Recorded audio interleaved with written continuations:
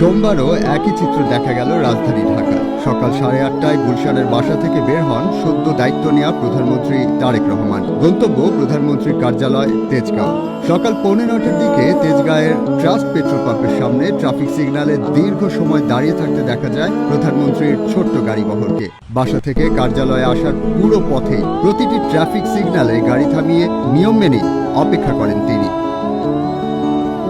কোনো অতিরিক্ত প্রোটোকল নয়, সাইরেনের তাড়া নয়, সাধারণ নাগরিকদের মতোই ট্রাফিক আইন মেনে চলার এই দৃশ্য আশেপাশের মানুষের মধ্যে কৌতূহল সৃষ্টি করে।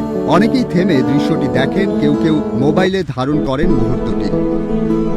নির্ধারিত সময়ের আগেই অফিসে পৌঁছানো, বাড়তি নিরাপত্তা বলয় এড়িয়ে চলা এবং ট্রাফিক আইন মেনে চলা সব মিলিয়ে প্রশাসনিক আচরণে সংযম ও দায়বদ্ধতার একটি বার্তা দিচ্ছেন প্রধানমন্ত্রী তারেক রহমান। নাগরিক শৃঙ্খলা ও আইনের সমতার প্রশ্নে এটি একটি প্রতীকী কিন্তু তাৎপর্যপূর্ণ ইঙ্গিত বলেই মনে করছে